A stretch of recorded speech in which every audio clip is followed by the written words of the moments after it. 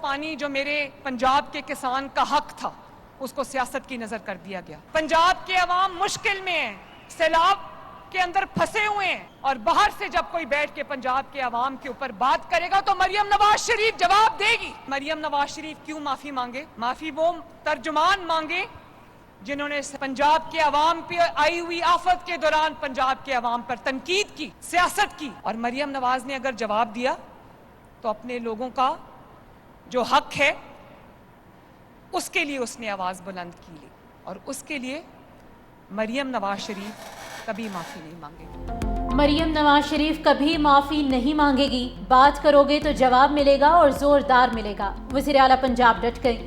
کہا پنجاب میں مصیبت آئی تو ایک صوبے نے غلط تنقید کی. BISP غریب لوگوں کا ڈیٹا ہے, مجھے سیلاب متاثرین کا ڈیٹا چاہیے تھا. کہتے ہیں عالمی امداد کیوں نہیں مانگتے؟ جب عوام کا پیسہ عوام پر خرچ کرنا ہو تو ہاتھ پھیلانے کی ضرورت نہیں پڑتی. سیلاب آیا تو پنجاب کے زخموں پر نمک چھڑکا گیا.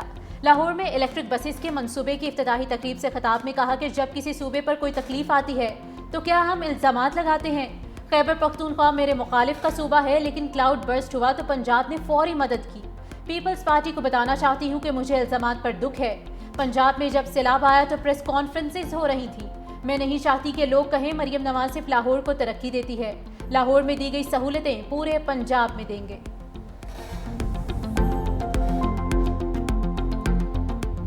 وزیر اعلیٰ مریم نواز کے بیانات پر پیپلز پارٹی کی ناراضگی برقرار.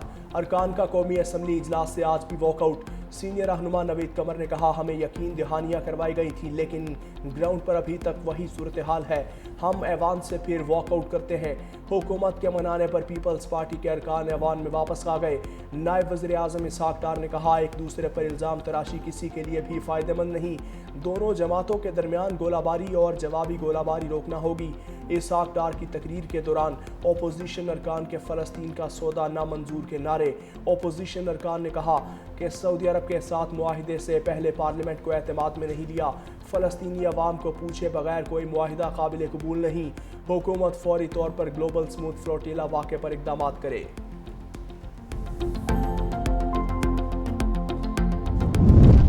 اتحادیوں کا پارا ٹھنڈا کرنے کی کوششیں جاری. نائب وزیر اعظم اسحاق ڈار اور پیپلز پارٹی میں ایک بار پھر رابطہ. ذرائع کے مطابق پیپلز پارٹی کے تحفظات وزیر اعظم کے سامنے رکھنے کی یقین دہانی کرائی. امید ہے پیر تک تمام معاملات حل ہو جائیں گے. اسحاق ڈار وزیر اعظم سے بات چیت کے بعد پیپلز پارٹی کو پیش رفت سے آگاہ کریں گے.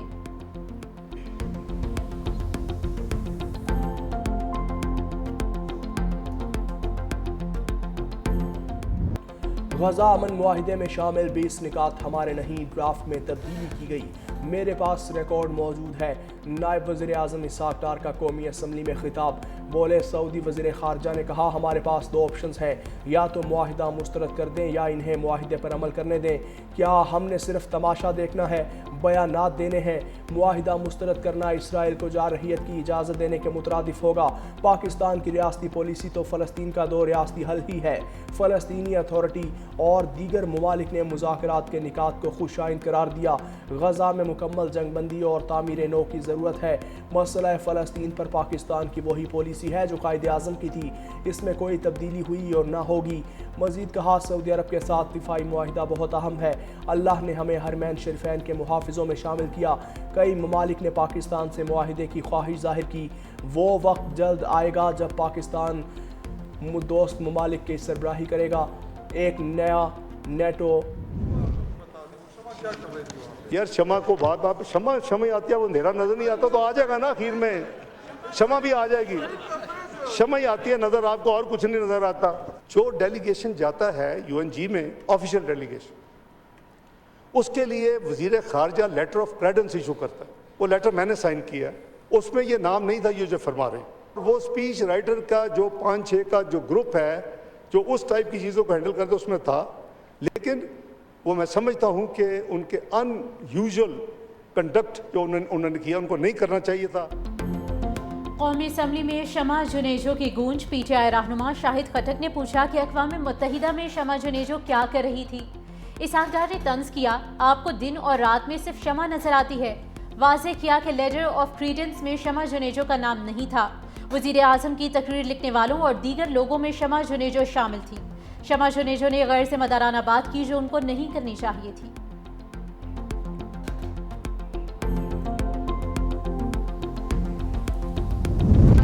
پاکستانی عوام کسی صورت میں اسرائیل کو تسلیم نہیں کرے گی۔ فلسطینی عوام کو پوچھے بغیر کوئی معاہدہ قابل قبول نہیں۔ مشاورت کے بغیر اتنے بڑے فیصلے کیے گئے۔ پی ٹی آئی رہنما اسد کیسر کہتے ہیں آپ معاہدہ کرتے ہیں لیکن فلسطین کی عوام سے نہیں پوچھتے۔ صدر ٹرمپ کے 20 نکات ابھی نہیں آئے تھے کہ ٹویٹ کر دیا کیا سعودی عرب کے ساتھ معاہدے میں پارلیمنٹ سے پوچھا۔ شمع جنیجو کے ماضی کے بیانات سے شکوک و شبہات جنم لیتے ہیں۔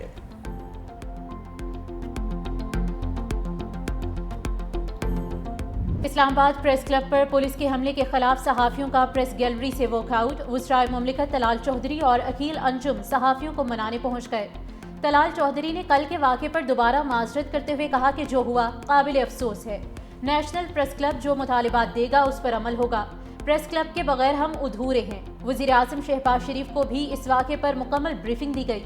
دوسری جانب اسلام آباد پریس کلب واقعے کے خلاف ملک بھر میں صحافی سراپا احتجاج۔ پریس کلبز پر سیاہ پرچم لہرا دیے گئے۔ حکومت سے ذمہ داران کے خلاف کارروائی کا بھی مطالبہ۔ صدر لاہور پریس کلب ارشد انصاری نے کہا کہ اگر حکومت نے روش نہ بدلی تو ملک بھر کی صحافی برادری احتجاج کرے گی۔ ہمیں دیوار سے لگانے کی کوشش ناکام ہوگی۔ وزیر مملکت طلال چودھری نے ایمل ولی خان کو نشانے پر رکھ لیا۔ میڈیا سے گفتگو میں کہا ایمل ولی نے مشہوری کے لیے غیر ذمہ دارانہ بیانات دیے۔ آسمان کی طرف تھوکنا ان کی عادت ہے۔ آپ کی قابلیت کا سب کو پتہ ہے۔ ایزی لوڈ والے اب بات کرتے ہیں۔ پاکستان کی کامیاب ڈپلومیسی کی 80 سالوں میں مثال نہیں ملتی۔ فیلڈ مارشل ذاتی شوق کے لیے دورے نہیں کرتے۔ قومی مفاد کے معاملے پر کوئی سیاست نہیں ہونی چاہیے۔ مزید کہا صحافیوں نے قومی اسمبلی اجلاس کا بائیکاٹ ختم کر دیا جس پر ان کا شکر گزار ہوں۔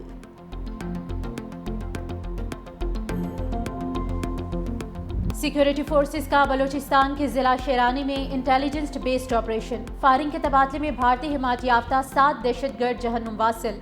دہشت گردوں کے ٹھکانے سے اسلحہ، گولہ بارود اور بارودی مواد برآمد۔ ہلاک دہشت گرد متعدد کارروائیوں میں ملوث تھے۔ علاقے میں مزید دہشت گردوں کی تلاش کے لیے کلیئرنس آپریشن بھی جاری۔ سیکیورٹی فورسز دہشت گردی کو جڑ سے اکھاڑنے کے لیے پرعزم۔ صدر اور وزیر اعظم کا سیکیورٹی فورسز کو خراج تحسین۔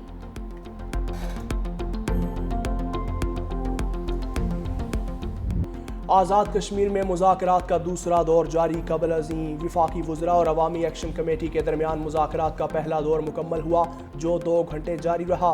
حکومتی مذاکراتی ٹیم کے رکن وزیر مملکت طارق فضل چودھری نے کہا کہ حکومتی موقف کے مطابق کشمیری عوام کے حقوق کی مکمل حمایت کی جاتی ہے اور ان کے زیادہ تر مطالبات جو عوامی مفاد میں ہیں پہلے ہی منظور کر لیے گئے۔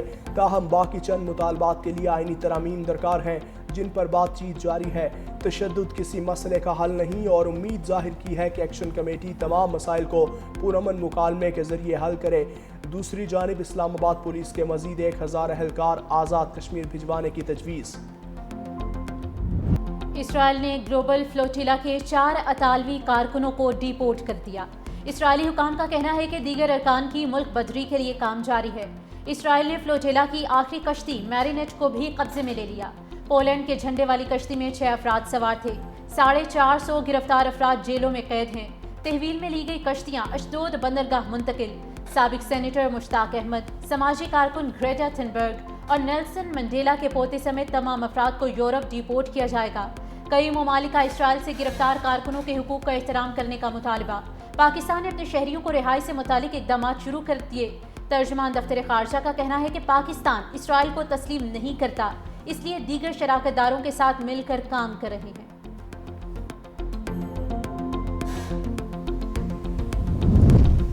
چیئرمین پیپلز پارٹی بلاول بھٹو زرداری کا گلوبل سموتھ فلوٹیلا کو روکنے پر شدید رد عمل۔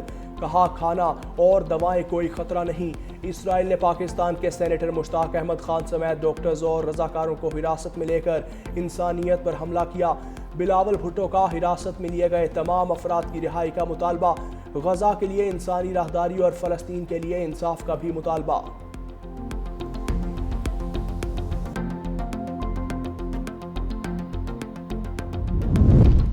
اسرائیل عالمی دباؤ کے باوجود غزہ پر حملوں سے باز نہ آیا۔ وحشیانہ بمباری کے دوران مزید 77 فلسطینی شہید۔ اسرائیلی حملوں میں شہداء کی تعداد 66,225 تک جا پہنچی۔ اسرائیل کی اہل غزہ کو انخلا کی آخری دھمکی۔ صفاق صہیونی وزیر دفاع نے کہا کہ جو بھی شہری غزہ میں باقی رہا اسے دہشت گرد یا دہشت گردی کا حامی تصور کیا جائے گا۔ 1 ماہ کے دوران 4 لاکھ فلسطینی گھر بار چھوڑ کر۔ 7 جنگیں ختم کروا چکا، غزہ میں جنگ ختم ہوئی تو یہ 8ویں جنگ ہوگی۔ امریکی صدر ڈونلڈ ٹرمپ مشرق وسطیٰ میں امن کی بحالی کے لیے پر امید۔ کہا ایسا لگتا ہے 3000 سال بعد مشرق وسطیٰ کا مسئلہ حل ہو سکتا ہے، ہم غزہ میں مکمل امن حاصل کریں گے۔ ترجمان وائٹ ہاؤس کیرولین لیوٹ نے کہا صدر ٹرمپ غزہ امن منصوبے پر حماس کے رد عمل کے لیے سرخ لکیر کھینچیں گے۔ امید ہے حماس غزہ امن منصوبہ منظور کر لے گا۔ دوسری جانب حماس کے سیاسی بیورو کے رکن محمد نزال کا کہنا ہے صدر ٹرمپ کے غزہ منصوبے کا جلد جواب دیں گے، غیر مسلح ہونے کی شرط کسی صورت قبول نہیں۔ اسرائیل نے اسموتھ فلوٹیلا کو روک کر ثابت کر دیا کہ وہ غزہ میں قحط جاری رکھنا چاہتا ہے۔ ایمنسٹی انٹرنیشنل کا رد عمل۔ ایمنسٹی انٹرنیشنل نے فلوٹیلا کے خلاف آپریشن کو سنگین کارروائی قرار دیتے ہوئے کہا کہ اسرائیلی حکومت کا فلوٹیلا روکنے کا مقصد نسل کشی کے خلاف آوازیں دبانا ہے۔ دوسری جانب انروا چیف فلپ لازرینی کا کہنا ہے کہ اسرائیل غزہ شہر میں بڑے پیمانے پر قتل عام کی تیاری کر رہا ہے۔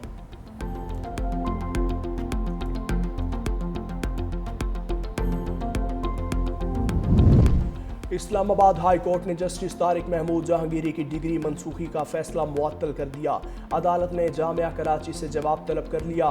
رجسٹرار جامعہ کراچی کی طرف سے جواب کے لیے مہلت مانگنے پر جسٹس اقبال کلہوڑو نے کہا یہاں ایک بندے کی زندگی بھر کی کمائی داؤ پر لگی ہے، اگر اس دوران درخواست گزار کے خلاف کوئی کارروائی ہو گئی تو کیا ہوگا؟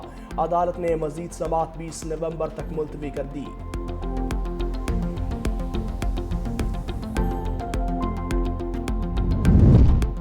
حکومت نے سیلابی نقصانات کا درست تخمینہ لگانے کے لیے عالمی اداروں سے مدد مانگ لی۔ عالمی بینک، ADB، یورپی یونین، UN کے ترقیاتی پروگرام کو خط لکھ دیا گیا۔